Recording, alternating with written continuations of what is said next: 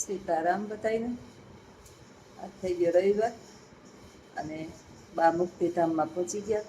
કૈલાસધામ, વૈકુંઠધામ. કાલે 11:30 વાગે બાનું અંતિમ શ્વાસ બાએ 11:30 લીધો. કોઈ પણ પ્રકારની તકલીફ વિના સૂતાતા એમ બગાસું ખાલી ખાધું અને બાના પ્રાણ છૂટી ગયા. કાલે હું સ્કૂલે ખાલી રજા મૂકવા 5 મિનિટ ગઈ અને ફટાફટ આવતી રહી. છેલ્લે સવારે બા ભેગી 11:30 વાગ્યા સુધી એમને બાજુમાં બેઠી રહી અને મારી આંખાને એણે શ્વાસ લઈ લીધો. છેલ્લો 2 બગાસા જ ખાલી ખાધા અને બાને મુક્તિ મળી ગઈ. બધાની પ્રાર્થના ભગવાને સાંભળી લીધી. ચોક્કસ બાને કોઈ પણ પ્રકારના મળ મૂત્ર કે કોઈ પણ પ્રકારની તકલીફ વિના મને ચિંતા હતી કે લાંબો સમય એમને સૂતા જ રહે તો ઘારા પડી જાય, કારણ કે વૃદ્ધ લોકોની ચામડી જે છે ને એવી થઈ ગઈ હોય કે આપણે એને સ્પર્શ કરતાંય ડર લાગે. પણ ભગવાનની મહેરબાની અને બાના કર્મ આજે સવારે ઉઠી ગયા વહેલા મા દીકરી, બધું કામ પતાવી લીધું. મારા દીકરો વહુ અત્યારે હમણાં આવી જાય થોડીક વારમાં, કારણ કે એની રાહ નહોતી જોઈ. પછી બીજા માણસ એની પાછળ તો હજી હમણાં જ ગયા હતા અને મમ્મી રાહ જોવો તો બીજા એટલા પછી હેરાન થાય. કાલ 11 વાગ્યાની વાર પાછા રાત આખી રાખવા ને અત્યાર સુધી રાખવા. એટલે છોકરાએ કીધું કે મમ્મી રાહ ન જોતા, હું બાને અહીંથી પ્રાર્થના કરી લઉં છું અને બીજા માણસને મારા કારણે હેરાન ન થાય. વિડીયો કોલ કરીને તો કાયમ વાતું સાંભળતા ને કરતા. ગાદલા ગોદડા મંડપ સર્વિસના ખુરશી બરોબર માંડવાની તો બંધાઈ ગયા, બાંધી લીધા. અમારે ઉઠમનું કે એવું કંઈ ના હોય, એટલે 11 દિવસનું એની વિધિ જે છે એ 11 દિવસનું ઘરે રાખ્યું હોય અમે. અને 11મે દિવસે ક્રિયા અને દીવું એમ હોય. બાનું 11નું પૂર્ણ ક્રિયા કાર્ય કરવાનું છે બાનું. અને મેં તો જીવતાંય ઘણું કરી લીધું છે. તકલીફ તો બહુ થાય છે અંદર આત્માને. મારો ખૂણો ખાલી કરીને રહ્યા ગયા, મારું ઘર ઉજળ કરીને રહ્યા ગયા, મને હસાવતા વયા ગયા. જ્યાં હું બોલું ને કંઈક એના સામું તો એવા મને કે આમ કરીને હસતા હોય, વાલા કરતા હોય.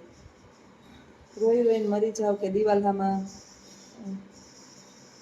માથા પછાડીને મરી જાવ. હવે બા મને જવાબ નહીં દે.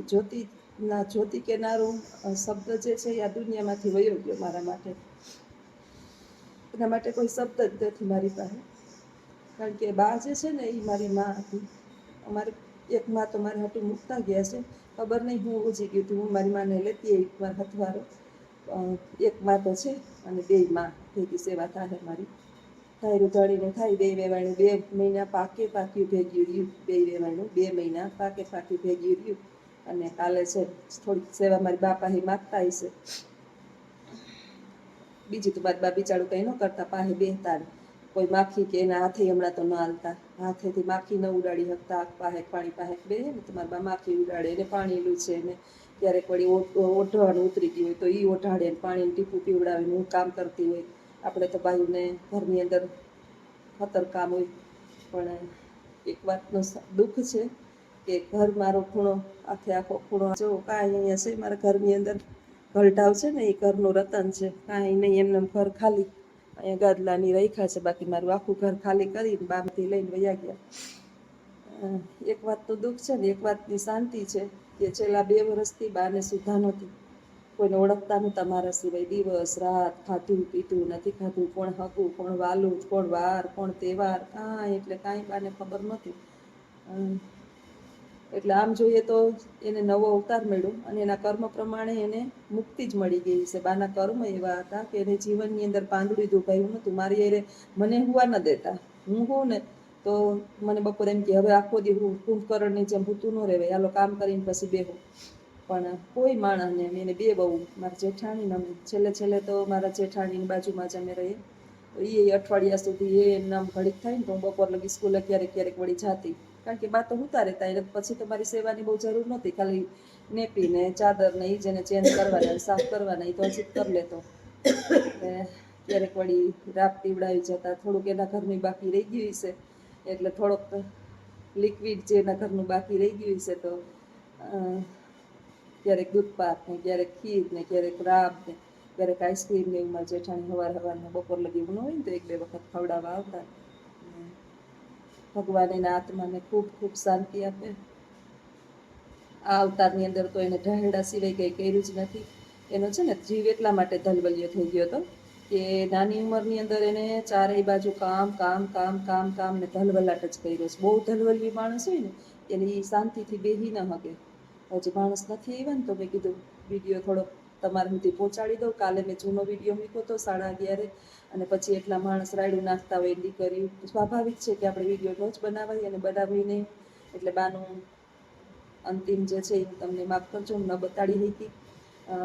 બહુ માણસ હતા, ઝાઝા બધા માણસ, અને કોઈ સંજોગોની અંદર બાનું અંતિમ દર્શન મારાથી કરાવી શકાય એમ જ નહોતું. એટલે કાલનો વિડીયો પછી મેં જૂનો હતો ને રાતે મોડો મૂક્યો. એટલે કોઈ કહેતા હતા કે આજ રઈખ નથી ને આજ બીજ નથી, મને ખબર હતી પણ તમારા સુધી માહિતી પહોંચાડવા માટે જ મારે મૂકવો જ નહોતો.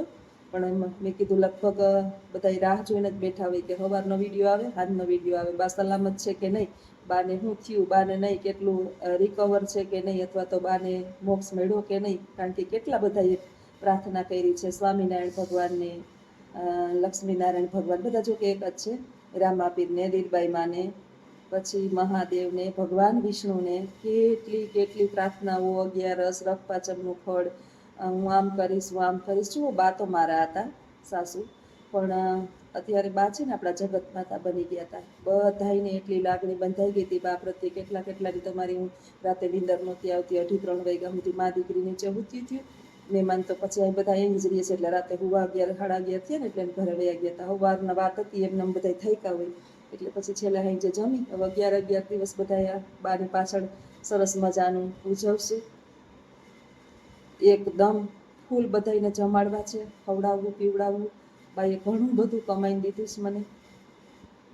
બાની કૃપાથી મારી વાડી એવી સરસ મજાની હરી ભરી લીલી છે એટલે કોઈ પણ પ્રકારની કચાશ રાખવી નથી. અજીતને કહું કે ચોખા ઘીના મોનથાળ કાયમી નવું અને જેટલા બને એટલા માણસ જમે આપણી ઘરે. બાવાજીનું ઘર, બ્રાહ્મણનું ઘર, એક જેટલા આપણે ભાણા હેઠા થાય આપણે કહીએ ની જેમ એટલું આપણું બાને પૂણીએ એટલા દિવસ 11 દિવસ પૂરતું મળે. અને પછી મેં તો વરસ દિવસ સુધી બાની 11 અને એની પાછળ મારે શું કરવાનું છે એ મનમાં આપણે નક્કી કરી લીધું હોય. બાને થોડીક છેલ્લે સૂતા રહેતા એટલે મને તકલીફ થતી હતી કે વળી ક્યાંક કાંઈ થાય કરે વધી જાય. શું આપણું ચામડી છે ને એ વૃદ્ધાવસ્થાની અંદર જો મારી બાની દેખાય ટીંગાઈ ગઈ હોય અને એકને એક પડખે પડાવીએ એટલે ટીંગાઈ ગયેલી ચામડી છે ને એ પોચી થઈ જાય અને એમાં પાણી ભરાય પછી એમાં જીવાતે પડી જાય. પણ મારા બાના કર્મ એટલા સારા હતા કે એને કંઈ થયું નહીં એટલે મને નિરાત હતી. આપણે અડતા ને તો ચામડી ઉખડી જતી, પછી અમે અડવાનું બંધ કરી દીધું અને ચાદરની અંદર લઈ 2 જણા પછી એકલાએ સેવા કરવાનું બંધ કરી દીધું. નહીં હજી તો એકલીએ કરવાની, નહીં મારે એકલીએ કરવાની, 2 જણા સેવા કરીએ. અને 2 જે છે એ પાવડર છાંટી ઓલો પાક કે કંઈ ન થાય, હળો કે ન પડે એવું આખા શરીર. બાની શરદી થઈ ગઈ, કાલ ટાઢી પાણીએ નાયા. એની ઉંમર છે બિચારાની. હવે હું એક પ્રાર્થના કરું કે મારી મા તો છે ને હાલતા ચાલતા મારા હાથમાં હચવાઈ જાય ને તો સારું. મારે હાવ શાંતિ. એકમાંથી ભગવાને મને છોડી દીધી એટલે એટલા માટે કે તકલીફ હતી અને એ દુઃખ પછી છે ને આપણાથી ન જોવાય. હવે આ તો હજી નિરોગી છે પણ આને તો કોઈ પરાધીન થાય જ નહીં તો સારું, એવી હું ભગવાનને પ્રાર્થના કરું. બાની હું દિલથી સેવા કરતી, બહુ દિલથી. કદાચ આની ઉપર લાગણી આવે અને ન પણ આવે, ક્યારેક મારો મગજ બગડે પણ ખરી. એટલે ઈશ્વર પાસે પ્રાર્થના કરીએ કે મગજ ન બગડે, મારા હાથમાં જ મારી માય પણ હચવાઈ જાય, એક હચવાઈ ગયા એમ શાંતિથી. બાને મુક્તિધામ, મોક્ષધામ અને વૈકુંઠ કૈલાસધામ ભગવાન દ્વારકાધીશ એને માટે બધા બારણા જે છે એ સ્વર્ગના ખોલી નાખ્યા કાલે. અને આજ તો મહા આઠમ છે જે આપણે પિતૃઓ પાછળ એને દેતા હોય આઠમ, દીવો બાળી એની બધી આજની આઠમ જ છે. અને આજથી બાનું બધું કાર્ય શરૂ થશે, કાલથી જ શરૂ થઈ ગયું. અને બસ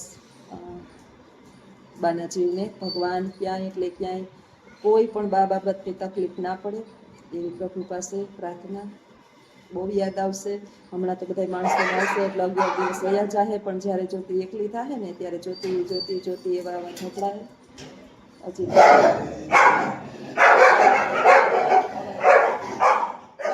બંધ કરી દો. એની માં વયા ગયા. આપણા કાલ જૂનો વિડીયો મૂક્યો હતો બિચારાઓ કે આજે તો 11 રહીક પૈસમ નથી, બીજ નથી, એમ તો મને ખબર છે પણ આ વિડીયો બનાવવાનો વેત જ નહોતો આવ્યો. જૂનો વિડીયો મૂક્યો હતો તો બધાય આવજો. સીતારામ. અને તમારી બધાની પ્રાર્થના, મારી પ્રાર્થના ભગવાને સાંભળી લીધી ને બાના માટે મોક્ષના દ્વાર ખોલી નાખ્યા. સીતારામ.